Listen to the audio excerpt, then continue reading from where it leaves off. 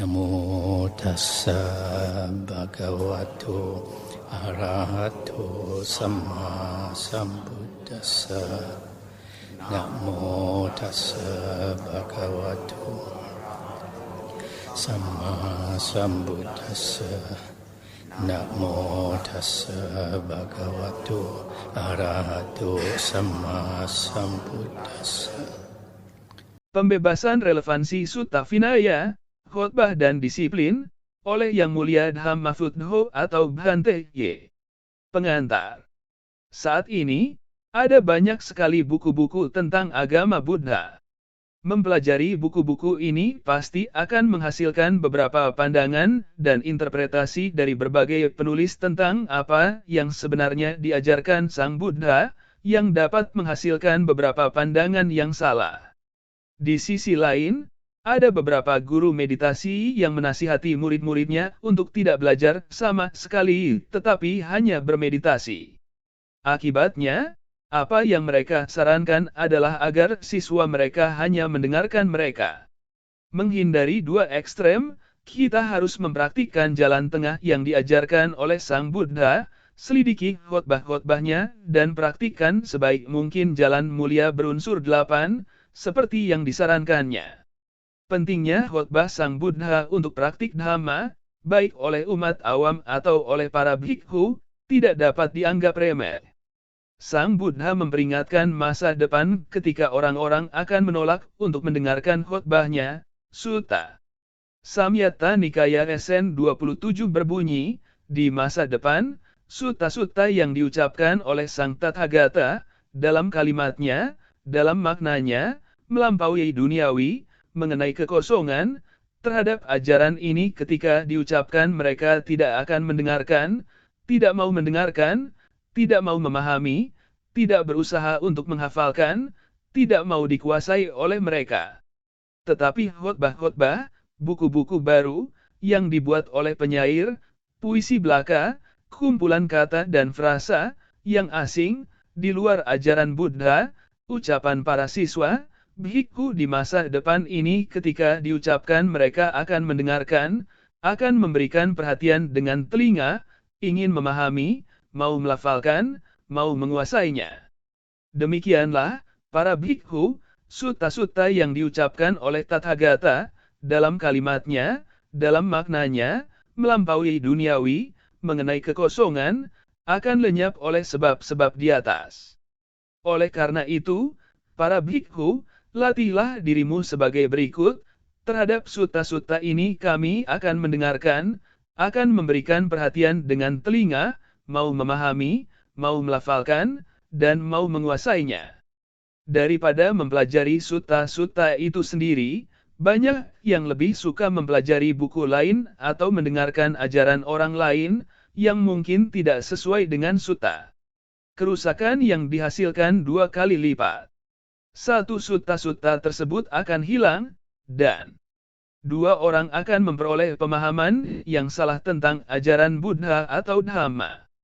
Nikaya atau koleksi. Sutta-sutta yang terkandung dalam Sutta Pitaka, khotbah yang tercerahkan, yang di dalamnya terdapat 5 kumpulan, nikaya. Dari jumlah tersebut, 4 yang pertama adalah Digha Nikaya terdiri dari 3 buku khotbah panjang, 34 sutta atau khotbah. Majjhima Nikaya terdiri dari 3 buku yang berisi khotbah-khotbah menengah, 152 sutta atau khotbah. Samyutta Nikaya berisi sekitar 3000 khotbah pendek dalam 5 buku, dan Anguttara Nikaya berisi sekitar 8000 khotbah pendek dalam 5 buku. Huddaka Nikaya, yang kelima, adalah kumpulan, sedikit, atau kecil. Meskipun disebut kecil, itu sebenarnya yang terbesar karena semakin banyak buku telah ditambahkan ke dalamnya selama bertahun-tahun. Ini telah berkembang menjadi 15 buku dalam versi Thailand dan Sri Lanka. Pada tahun 1956, Dewan Sangha di Burma menambahkan 3 buku lagi, yang bukan kata-kata Sang Buddha sendiri. Ketiga tambahan tersebut adalah Milinda Panha, Petakopadesa dan Netipakarana. Beginilah Huddaka Nikaya tumbuh dari kumpulan kecil menjadi kumpulan besar. Di masa depan, Buddha berkata bahwa dalam waktu 500 atau 1000 tahun, ini pasti akan menciptakan lebih banyak kebingungan tentang ajaran Buddha. Dari 18 buku sekarang, mungkin hanya 6 yang dapat diandalkan karena tidak bertentangan dengan 4 nikaya. Keenam kitab terpercaya ini adalah Dhammapada, Sutta Nipata, Theragatha, Therigatha, Itivuttaka dan Udana. Sebagai umat Buddha, kita harus mengenal sutta-sutta dan jika mungkin, mendapatkan salinan kita sendiri. Adalah fakta yang menyedihkan, bahwa sementara kita jarang menemukan Muslim tanpa Quran atau Kristen tanpa Alkitab, namun kita menemukan banyak Buddhis tanpa Nikaya atau kitab ajaran Buddha. Dhamma dan Vinaya dijadikan sebagai guru kita. Saat ini, ajaran Sang Buddha sering disebut sebagai Tipitaka atau Tripitaka, tiga harta, meskipun dalam khotbah-khotbah mereka disebut Dhamma Vinaya oleh Sang Buddha. Dalam Anguttara Nikaya Lain 4180, Sang Buddha secara khusus menyebut Dhamma sebagai sutta, khotbah. Vinaya adalah kode disiplin bhikkhu dan bhikkhuni. Dalam Nikaya, juga tersirat bahwa sutta adalah sadhamma, yang berarti dhamma sejati. Dalam Vinaya atau disiplin dan juga Sutta Anguttara Nikaya Lain pukul 8.51 Sang Buddha berkata bahwa dhamma sejati akan bertahan, yaitu tidak tercemar, selama 500 tahun. Untungnya dalam 500 tahun itu kita memiliki Raja Asoka yang mengukir kata-kata Buddha di pilar batu Asoka. Para arkeolog telah menemukan pilar-pilar yang membuktikan bahwa Dhamma sejati hanya terdiri dari 5 nikaya awal. Dhamma sejati diwujudkan dalam khotbah-khotbah Buddha paling awal yang ditemukan dalam Digha, khotbah panjang, Majjhima, khotbah-khotbah menengah, Samyata, khotbah kelompok, dan Anguttara Nikaya, khotbah bernomor, dan 6 buku Huddaka Nikaya, ceramah-ceramah kecil, yang disebutkan di atas. Nikaya atau kumpulan ini umumnya diterima oleh semua aliran Buddhis sebagai ajaran asli Sang Buddha, tidak seperti buku-buku lain yang kontroversial karena mengandung beberapa kontradiksi dengan Nikaya. Khotbah-khotbah paling awal dalam Nikaya sangat konsisten dan mengandung cita rasa pembebasan dari penderitaan. Dalam Mahaparinibbana Sutta, Digha Nikaya DN 16, yang merinci kematian Sang Buddha menasihati para bhikkhu, Dhamma Vinaya apapun yang telah saya tunjukkan dan rumuskan untuk Anda, itu akan menjadi guru Anda ketika saya pergi. Ini adalah pernyataan yang sangat penting yang maknanya telah diabaikan oleh banyak umat Buddha. Karena banyak umat Buddhis belum mendengar nasihat ini atau memahami maknanya, mereka mencari seorang guru kemana-mana, seorang guru yang dapat dibanggakan dan dibanggakan tentang pencapaiannya, DLL.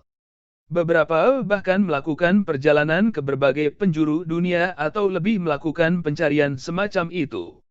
Orang-orang ini menciptakan golongan yang fanatik berdasarkan persepsi dari kebaikan guru daripada pada Dhamma Vinaya itu sendiri. Dalam beberapa kasus, setelah bertahun-tahun, guru mereka meninggal dan meninggalkan mereka dalam kebingungan dan kehilangan. Meskipun berlalunya waktu, para pengikut tidak mendapatkan banyak kemajuan dan telah gagal untuk mengetahui intisari dari Dhamma. Mereka akan merasa hampa. Karena itu, kita harus selalu ingat bahwa Dhamma Vinaya adalah guru kita yang utama.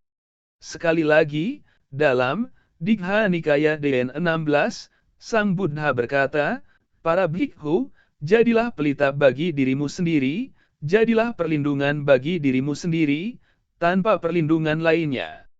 Ambillah Dhamma sebagai pelitamu, ambillah Dhamma sebagai perlindunganmu, tanpa perlindungan lainnya. Dengan kata lain, kita harus bergantung hanya pada diri kita sendiri dan pada kata-kata Sang Buddha. Kata-kata Buddha diutamakan. Mari kita perhatikan apa yang terjadi setelah Sang Buddha wafat. Sekitar 100 tahun setelah Sang Buddha memasuki Nibbana, konflik muncul di antara para bhikkhu. Oleh karena itu, Dewan Sangha kedua diadakan untuk menyelesaikan perbedaan-perbedaan ini. 10 poin diperdebatkan, salah satunya menyangkut apakah kita harus selalu mengikuti nasihat guru kita. Dalam hal ini, diputuskan bahwa jika ajaran atau instruksi seorang bhikkhu sesuai dengan ajaran Buddha, yaitu sutta dan vinaya sebelumnya, maka kata-katanya harus diikuti. Namun, jika instruksinya bertentangan dengan ajaran Buddha, mereka harus diabaikan. Dengan demikian, keputusan Dewan Sangha kedua tentang masalah ini sangat jelas dan pasti. Kata-kata Sang Buddha lebih diutamakan daripada kata-kata bhikkhu manapun. Oleh karena itu, umat Buddha harus menjadi akrab dengan sutta, sehingga mereka dapat menilai apakah instruksi para bhikkhu atau beberapa guru lain sesuai dengan ajaran Buddha. Inilah sebabnya mengapa umat Buddha harus selalu mengingat Dhamma Vinaya adalah guru utama mereka, lebih khusus untuk umat awam. Khotbah paling awal dalam Nikaya. Perlindungan hanya pada Buddha, Dhamma atau ajaran dan Sangha. Tetapi saat ini, beberapa orang telah menambahkan perlindungan keempat, yaitu perlindungan pada seorang guru yang bertentangan dengan ajaran Buddha. Ini dibuat sangat jelas dalam sutta-sutta. Misalnya, di Majjhima Nikaya Elemen 84, ada seorang arahat yang mengajar dengan sangat mengesankan, dan seorang raja meminta untuk berlindung padanya. Sang arahat menjawab bahwa perlindungan tidak dapat dilakukan padanya tetapi hanya pada Buddha, Dhamma dan Sangha. Raja kemudian bertanya di mana Sang Buddha berada. Sang arahat menjelaskan bahwa Sang Buddha telah memasuki pari Nibbana, namun demikian orang-orang tetap harus berlindung pada Buddha, Dhamma dan Sangha. Ini menunjukkan bahwa kita harus selalu mengakui Sang Buddha sebagai guru kita yang utama, yang sekarang diwujudkan dalam ajarannya, Dhamma Vinaya. Dhamma merujuk pada khotbah-khotbahnya, sutta. Sangha adalah komunitas monastik, idealnya mereka yang mulia, Arya. Guru terkenal di dunia bisa memiliki pandangan yang salah. Sangat sulit untuk membedakan antara Arya dan non-Arya, dan kita tidak bisa mengandalkan kata-kata orang saja. Rekomendasi bahwa ini dan itu adalah seorang bhikkhu yang sangat terkenal yang memiliki banyak pencapaian yang tinggi, DLL, adalah sangat tidak dapat diandalkan. Seperti yang dinyatakan Sang Buddha dalam Anguttara Nikaya Ayan 588, adalah mungkin bahwa seorang bhikkhu terkenal di dunia dengan status sangat senior, dengan pengikut umat awam dan siswa monastik yang sangat banyak, dan yang sangat terpelajar dalam kitab suci, dapat memiliki pandangan salah. Sang Buddha memberi kita peringatan ini untuk masa depan, yaitu saat ini, karena dia melihat dan mengetahui bahwa bahkan bhikkhu seperti itu tidak dapat diandalkan. Oleh karena itu, sutta dan vinaya untuk monastik harus diandalkan dan dijadikan guru utama kita. Guru lain hanya bisa menjadi teman spiritual. Dalam Anguttara Nikaya N4180, Sang Buddha mengajarkan otoritas agung. Dia menasihati bahwa ketika seorang bhikkhu mengatakan bahwa ini dan itu adalah ajaran Sang Buddha, kita harus, tanpa menolak atau menerima kata-katanya, kita harus membandingkan kata-kata itu dengan sutta dan vinaya. Jika tidak sesuai dengan sutta dan vinaya, kita harus menolaknya. Anguttara Nikaya Ayan 4180, Mahapadesa Sutta. Di sini, para bhikkhu, seorang bhikkhu mungkin berkata, 1. Di hadapan Sang Bhagav aku mendengar ini adalah Dhamma, ini adalah vinaya, ini adalah ajaran guru. 2. Di kediaman itu ada Sangha yang terdiri dari para sesepuh dan para bhikkhu terkemuka. Di hadapan Sangha itu saya mendengar ini adalah Dhamma, ini adalah vinaya, ini adalah ajaran guru. 3. Di kediaman itu ada beberapa bhikhu senior berdiam yang terpelajar, pewaris ajaran, ahli dhamma vinaya, ahli struktur ajaran. Di hadapan para sesepuh itu saya mendengar ini adalah dhamma, ini adalah vinaya, ini adalah ajaran guru. 4. Di kediaman itu, seorang bhikhu senior berdiam yang terpelajar, pewaris ajaran, ahli dhamma vinaya, ahli struktur ajaran. Di hadapan sesepuh itu saya mendengar ini adalah dhamma, ini adalah vinaya, ini adalah ajaran guru.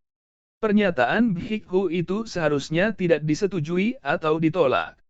Tanpa menyetujui atau menolaknya, Anda harus mempelajari kata-kata dan kalimat tersebut secara menyeluruh dan kemudian memeriksanya dalam sutta, khotbah, dan mencarinya dalam vinaya, disiplin monastik. Jika ketika Anda memeriksanya dalam sutta-sutta dan mencarinya dalam vinaya, Anda menemukan bahwa mereka tidak termasuk di antara sutta-sutta dan tidak terlihat dalam vinaya, Anda harus menarik kesimpulan, tentunya ini bukan ujaran Sang Bhagav, Arahat Semmasambuddha. Itu telah dipelajari dengan buruk oleh bhikhu itu. Demikianlah, sebaiknya Anda melepaskan ajaran tersebut. Sekali lagi, ini menggambarkan bagaimana pemahaman yang kuat tentang sutta vinaya adalah panduan yang dapat diandalkan untuk apa yang sebenarnya diajarkan Sang Buddha. Pengetahuan ini memungkinkan kita untuk membedakan antara seorang guru yang mengajarkan dhamma sejati dan guru lain yang memiliki pandangan salah. Signifikansi sadhamma atau dhamma sejati. Dalam Samyutta Nikaya SN pukul 16.13, Sang Buddha memperingatkan bahwa dhamma sejati tidak akan hilang sampai dhamma palsu muncul di dunia. Setelah itu, akan menjadi sangat sulit untuk membedakan ajaran yang benar dari yang palsu. Mengapa? Karena meskipun banyak dari buku-buku berikutnya berisi banyak dhamma, beberapa adhamma, yaitu apa yang bertentangan dengan dhamma, ditambahkan di sana-sini. Perubahan-perubahan yang tersebar di seluruh teks-teks ini hanya terlihat jika seseorang tajam dan sangat berpengalaman dalam sutta-sutta paling awal. Kalau tidak, orang akan merasa sangat sulit untuk membedakan buku-buku yang belakangan dari yang sebelumnya. Di dalam Pasadika Sutta, Digha Nikaya DN 29, Sang Buddha berkata bahwa ajarannya murni, sempurna, dan lengkap, dan jika seseorang menambahkan pada ajaran Sang Buddha, atau menguranginya, dia tidak melihat, memahami, dhamma yaitu, tidak memiliki penglihatan dhamma, yaitu pandangan benar. Ini berarti kita seharusnya hanya mengandalkan khotbah asli Sang Buddha daripada buku-buku selanjutnya. Ini juga berarti bahwa mereka yang menulis buku-buku berikutnya dengan banyak materi yang tidak ditemukan dalam khotbah-khotbah awal tidak memiliki pandangan benar, yaitu bukan Arya. Implikasi lain dari sutta ini adalah bahwa Buddha Gotama adalah Buddha tertinggi karena ajarannya sempurna dan lengkap. Jadi mengapa mengikuti ajaran beberapa manusia biasa ketika Anda bisa mengikuti Buddha yang sempurna? Perdagangan emas analogi. Dalam Samyutta Nikaya SN pukul 16.13, Sang Buddha menyamakan situasi ini dengan perdagangan emas. Dikatakannya, saat itu masyarakat masih berkeinginan membeli emas karena hanya emas murni yang dijual di pasaran. Tapi suatu hari, orang akan membuat emas palsu. Dalam keadaan seperti ini, orang akan sulit membedakan antara emas asli dan emas palsu. Dengan cara yang sama, Sang Buddha berkata di masa depan dhamma akan tercemar. Ketika itu terjadi, akan sangat sulit untuk membedakan dhamma sejati dari yang palsu. Oleh karena itu, kita harus bersusah payah mencari tahu apa itu dhamma sejati, dan tidak menjadi bingung.